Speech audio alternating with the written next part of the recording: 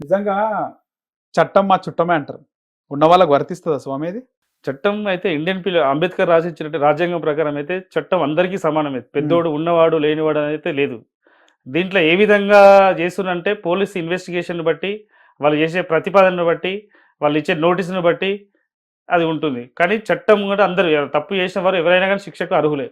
నార్మల్‌గా మనం అరుస్తే, గోల పెడితే, లేకపోతే ఒక 20 మినిట్స్ వరకు మనము గొడవ పడితే మన బాడీ సహకరించదు. ఒక ఏజ్ అవుతే. బీపీ, షుగర్ లాంటివి పెరుగుతూ ఉంటాయి. బీపీ రైజ్ అవుతది. మోహన్ బాబు గారు ఆయనొచ్చి నమస్తే పెట్టినారు. ఆ తర్వాత ప్రశ్న అడిగిన ఒక జర్నలిస్ట్‌ని మైక్ లాగి కొట్టినాడు. అది ఏ టైప్ ఆఫ్ ఆయన మెంటాలిటీ ఎట్లుందంటారు? యాస్ ఎ అడ్వకేట్ మీరు చాలా కేసులు చూసినారు. ఆయన మెంటాలిటీ ఎట్లా ఉంది? జనరల్‌గా మాకు వచ్చే క్లయింట్లు గానీ, లేదంటే జనాలల్లాగా కూడా పబ్లిక్‌లో ఆలోచిస్తే, "నువ్వు మనిషివా? మోహన్ బాబువా?" అంటారు. అది ఎందుకు అంటారంటే, ఆ ఫ్రస్ట్రేషన్ వ్యక్తి ఉన్నది అని ఒక ముద్ర పడిపోయింది ఆయనకు. ఓకే. అంటే ఈ వయసు అనేదేందంటే ఎక్స్‌పీరియన్స్ ఇవన్నీ ఏమైంది ఎక్స్‌పీరియన్స్ అయినాయో అవన్నీ కొంచెం తగ్గుకుంటూ వస్తాయి. ఈ మనిషిలో మాత్రం పెరుగుకుంటూ వస్తున్నాయి. ఎందుకంటే మీడియా దగ్గరికి తను వస్తున్నాడు. నేనంటే విజువల్‌గా చూసినాను.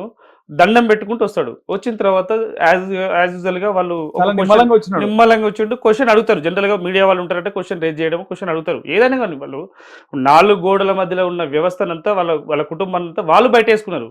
బయటేసుకున్నాక ఒక సెలబ్రిటీ కాబట్టి వీళ్ళు క్వెషన్ అడగాల్సిన ఆవశ్యకత ఉంటది. ఉన్నప్పుడు క్వెషన్ మళ్ళా మీడియా వాళ్ళ దగ్గరికి వచ్చి దండం పెట్టుకుంటూ వచ్చిండు. వచ్చిన తర్వాత క్వెషన్ రైజ్ చేసిండు.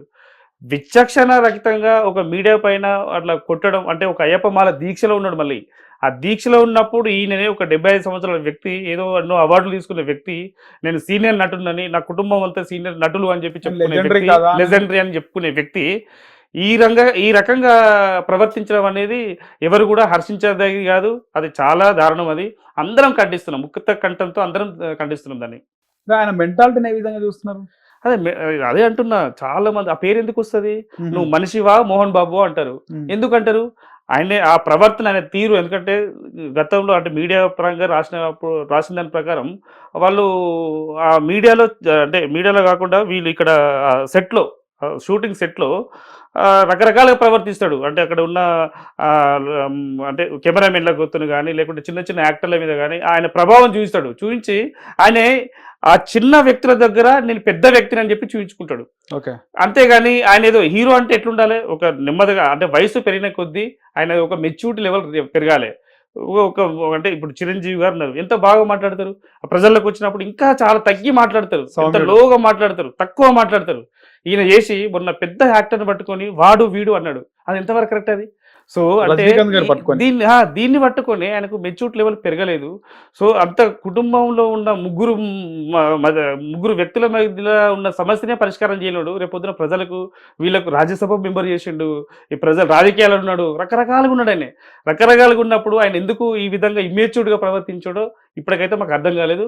మేము ముక్త కంఠంతో ఖండిస్తున్నాం. అంటే ఈయన ఎన్టీఆర్ గారి దగ్గర ఉండి ఆ విధంగా ప్రవర్తిద్దాము.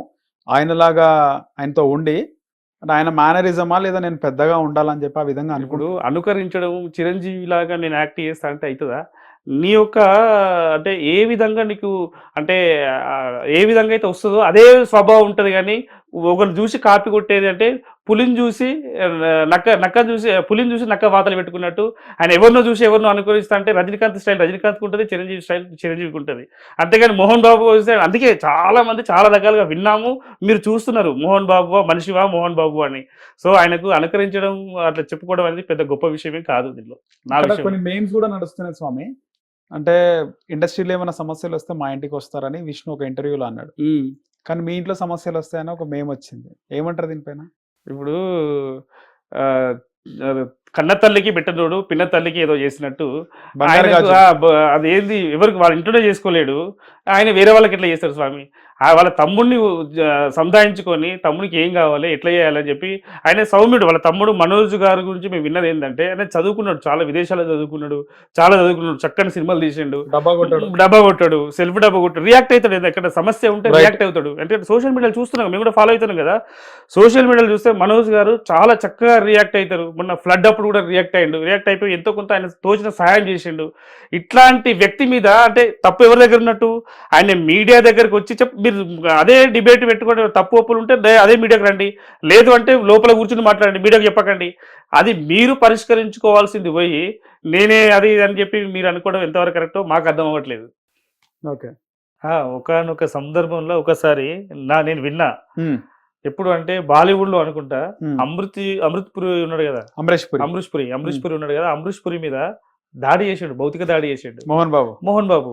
అంటే ఈయన ఏంది అసలు బాలీవుడ్ అంటే రజనీకాంత్ తీసుకొని చేసిందంట, నిజమేనా అది? రజనీకాంత్ ఉన్న రోజులే నాకు తెలియదు కానీ అమరీష్ పురి మీద మీడియా కథనాలు వచ్చినాయి, చాలా మీడియా కథనాలు వచ్చినాయి, మీడియాలో చూసినాం కూడా మేము. ఇక్కడ నుంచి పోయి అమరీష్ పురి అక్కడ కొట్టి వచ్చిండట. అంటే ఇంత అంటే ఇదేంటంటే నేనే ఈ చిత్రసీమను శాసిస్తున్నా, నేనే బాసును అని. బాసిజం అనేది ఒకరు అంటే చెప్పుకోవడం వల్ల బాసిజం రాదు. బాసిజం అంటే ఒక చిరంజీవి లాగా, ఒక రజనీకాంత్ లాగా, ఒక ఇట్లా అంటే వాళ్ళు ఒక వాళ్ళ లౌక్యంతో, వాళ్ళ ఒక మెచ్యూర్డ్తోని వాళ్ళకు ఒక బాసిజం వస్తుంది. అంతేగాని నేను ఓన్గా సెల్ఫ్గా చెప్పుకోవడం వల్ల బాసిజం రాదు. సో ఇదంతా ఏంటంటే ఈయనను నిలుపుకోవడానికి ఈ మీడియా వాళ్ళ మీద కొడితే హీరో అనుకుంటాడు. సో అది చాలా తప్పు. సో ఇలాంటివి చేసినాడు మోహన్ బాబు గతంలో కూడా.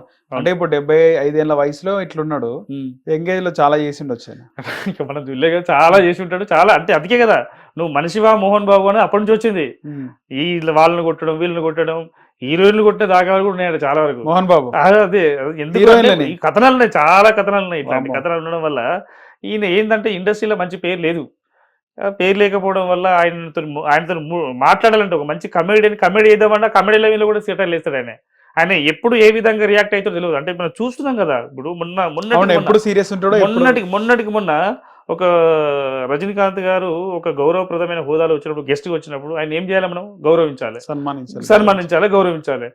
వాడు ఎంత ఫ్రెండ్ అయినా నా ఫ్రెండ్ వాడు వీడు అని ఒక సంబంధించి పక్క నుండి చిరంజీవి గారు చెప్తున్నారు, వాడు అనకూడదు రజనీకాంత్ గారు అని నేను చెప్పినా కానీ వాడు నా ఫ్రెండ్ అండి, వాడు నా ఫ్రెండ్ అని మళ్ళీ అదే. అంటే ఆయన ఏంటంటే ఆయన హోదా నా హోదా ఒకటే ఆయన లాగా చూయించుకుంటాడు.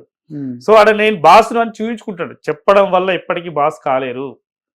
అంటే ప్రజలు అనుకోవాలి, మిమ్మల్ని మెచ్చాలి, మెచ్చిన తర్వాతనే నువ్వు బాస్ అవుతావు. అంతేగాని నువ్వు సెల్ఫ్ డిక్లరేషన్ ఎట్లా చేసుకుంటాను? అంటే ఇప్పుడు దేశంలోనే ఒక టాప్ 10 హీరోస్లో, టాప్ 10 హీరోస్ పక్కన పెడితే టాప్ 10 ఆర్టిస్టులలో, మంచి ఆర్టిస్టులలో మోహన్ బాబు ఒక్కోలో అని చెప్పేసి అంటారు. వాళ్ళ కొడుకు విష్ణు కూడా అన్నాడు చాలాసార్లు. ఏమంటారు దీనిపైన? అంటే ఆర్టిస్ట్ అయితే విలనిజంలో చాలా మంచి పాత్రలు చూసినాం మేము. విలక్షణంగా నటిస్తాడు, బాగుంటది. కానీ అది నిజ జీవితంలో కూడా అట్లే ఉండాలి కదా. అంటే విలనిజం గా కాదు, ఒక హీరో లాగా, అంటే ఒక సినిమాటిక్